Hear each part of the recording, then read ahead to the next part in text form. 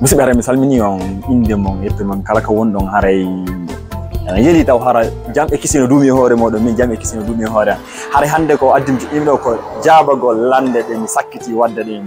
ay mi yeyi buyini ha commentaire ji ari ana waɗa vidéo min ala wiide réponse ji mi ɓooyi innude kala vidéo mo mi waɗi o si nder yontere si on naari o wi ay lande ɗen nder muɗum no wayno wonde vidéo ji go so tawi on yiya réponse ji ɗe yeehe ka nder page so ndaari ka nder page on yiya réponse ji ɗi e ley muɗum ɓay kono gandoton vidéo ji wonɗi viral ɗi si tawi réponse on ala ɗon no kasa vidéo réponse on wonirari viral no ɗiɗa woniri viral no on woni viral ko woni har so yimɓe buy ndaari piiko gotum ko no wawi wonde ronkoyude no haray donc ɗum noon ko ɓettugol toon fi kala faalaɗo yiyoyde réponse ji ɗi si ari ka nder page on Facebook ka nder YouTube on lien on no dow no wawi yaade haray nde mi wonno landal kam mi landi ɗum ɗon hayna hay landal tigi tigi ko mana jiɓi liɓi kam mi inni ko suka goto labanoɗo e sa'i e makko o yalti noon woni koko ɓen bakon safari o yalti o yalti koko français ɓeynta kon aventure e nder noon yaadu makko ndun o fotti e rewɓe tato ɓen noon rewɓe tato ɓe waɗi masiboji fi windugol e makko debbo ara noon ko honɗum adi wadde debbo ara noon on waru modi makko wonno lanɗo nden nokkure ɗon fi wondugol e on suka ɓe feƴƴi ɗon ɓe yeehi ɓe ari e caangol kaɓe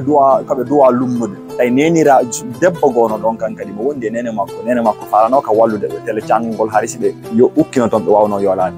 on jiwo noon o duñi nene makko nder ndiyan nene makko maayi o immi o jokki suka on ɓe yaade sabu tellement suka on no labano himo dari himo yetti ko innete kon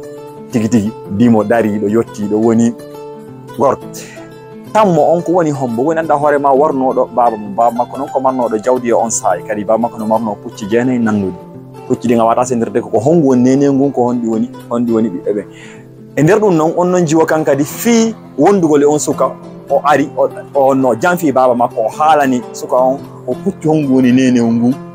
suka on ari hotti hotti ɓay noon o hottiki o fotti tawi ko ngun pucci ɗo woni nenew awa babirawo on wara joni noon ɓe landi noon ɓe inni hakkude ɓe rewɓe ɗo tato warɗo nene mum on e warɗo lanɗo on e warɗo baabe mum on ko hombo e ɓe ɗo tato ɓuri mo yiɗude ko no wonno landal ngal jabande mum nden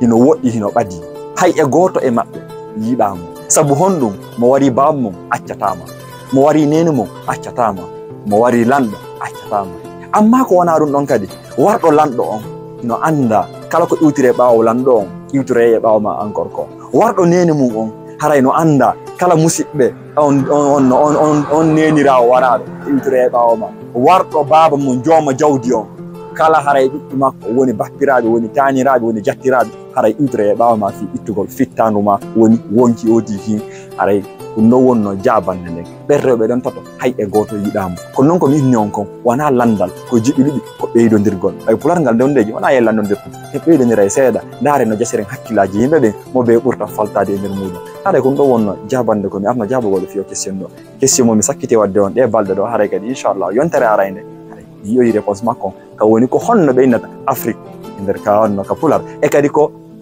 leydi hondi ɓurata haalde pular laaɓungal haray lan habbi ideji mon ɗi ga nder commentaire ji haray inchallah en e saayi si Allah jaɓi